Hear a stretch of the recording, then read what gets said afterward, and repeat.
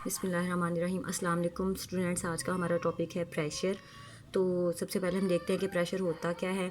The force acting normally पर unit area, कि ये क्या है, फोर्स एक्टिंग नॉर्मली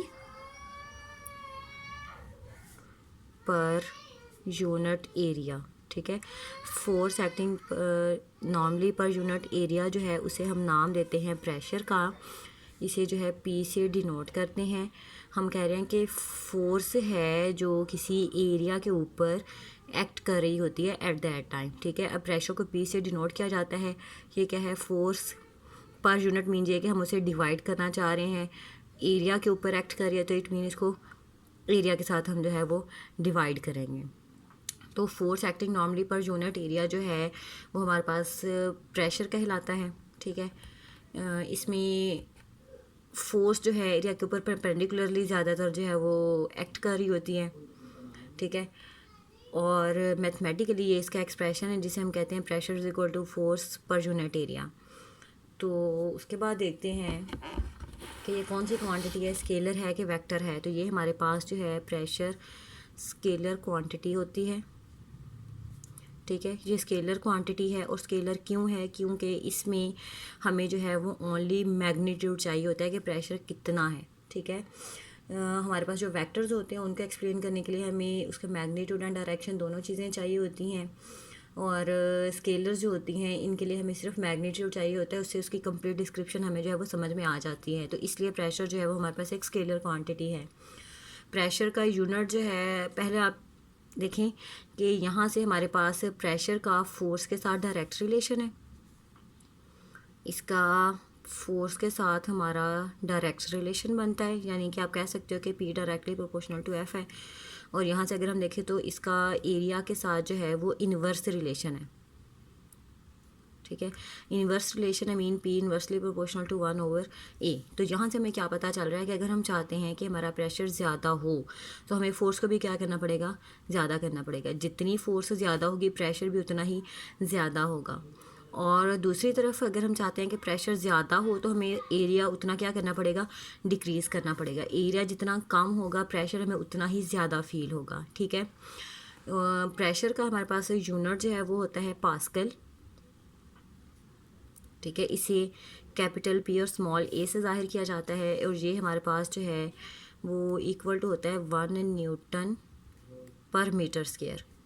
जैसे P is equal to F/A है तो F का यूनिट हमारे पास होता है न्यूटन और एरिया का यूनिट होता है मीटर स्क्वायर। तो अगर हम इसको ओवर के बगैर सिंपल फॉर्म में लेकर आएँ तो ये बनता है। तो इसका मतलब है कि हमारे पास 1 पास्कल जो है वो इज़ इक्वल टू होता है 1 न्यूटन पर मीटर स्क्वायर।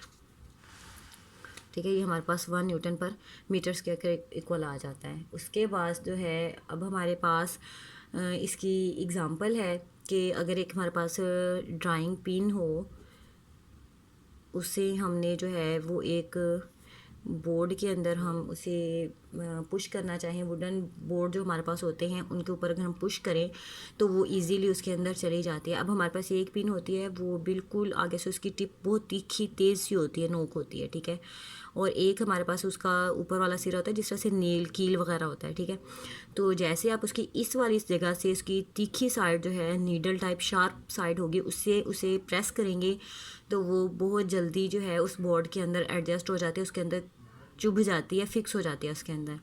क्यों, क्योंकि अगर आप इसकी नेल ऊपर वाली साइड से उसका करेंगे तब वो जो है वो नहीं उसके अंदर जाती।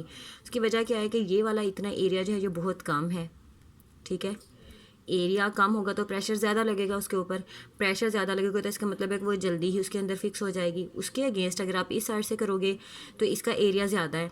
ठीक है, इसके ऊपर आपको प्रेशर बहुत ज़्यादा लगाना पड़ेगा, फोर्स ज़्यादा देनी पड़ेगी। तो उसके अलावा जो है अगर हम चाहते हैं कि हमारा प्रेशर ज़्यादा हो, हमें एरिया को कम से कम रखना होगा। इफ़ेक्टिव एरिया जितना कम है उसके लिए इफ़ेक्टिव प्रेशर जो है वो उतना ही ज़्यादा हो जाता है। तो अगर हम इस एग्ज़ाम्पल को फॉलो करें तो यहाँ से हम प्रेशर की एक और डेफिनेशन भी बना सकते हैं जो कुछ इस तरह से है कि the quantity that depends upon the force, quantity that depends upon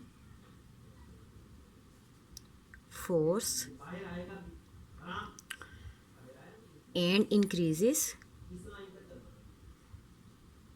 क्या करती है ये, इंक्रीज कर जाती है with decrease in area, with decrease in area, कि जैसे ही हम एरिया को डिक्रीज़ करते हैं उसकी वजह से ये हमारी जो स्पेशल क्वांटिटी है वो क्या कर जाती है, इंक्रीज़ कर जाती है। और डिपेंड किस पे कर रही है, फोर्स पे। अगर हम फोर्स ज़्यादा लगाएंगे तो ऑटोमेटिकली हमारा प्रेशर जो है वो क्या कर जाएगा, इंक्रीज़ कर जाएगा।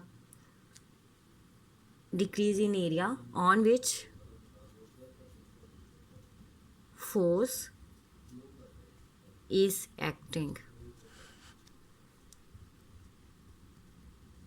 ठीक है। जिस एरिया के ऊपर आप फोर्स लगा रहे होते हो उस टाइम उसके ऊपर अगर आप फोर्स की अमाउंट बढ़ा दें और एरिया को डिक्रीज़ कर दें तो उसकी वजह से जो है जो फैक्टर, जो क्वांटिटी हमारे पास बनेगी उसे हम नाम दे देते हैं प्रेशर का, ठीक है। इसकी सिंपल सी एग्जांपल ये भी होती है कि जैसे पेंसिल आप अपनी पाम के ऊपर, हाथ की तीली के ऊपर फिक्स दबाते हो रख के तो आपको उसका प्रेशर फील होता है। एक बार आप उसकी लेड वाली साइड से, सिक्की वाली साइड से जो है ना उसे प्रेस करते हो अपने हाथ के ऊपर, और एक बार जो है जैसे ये पहले आप एक बार इसको इसकी टिप वाली साइड से करते हो तो आपको हाथ के ऊपर जो है वो चुभन सी महसूस होती है, प्रेशर फील होता है। एक बार आप इस वाली साइड से, उसकी बैक साइड से, रेजर वाली साइड से करते हो तो कम फील होता है। क्यों? क्योंकि यहाँ पर एरिया कम होता है, आपने दबाया, फोर्स लगाई तो आपको इसका प्रेशर फील हुआ।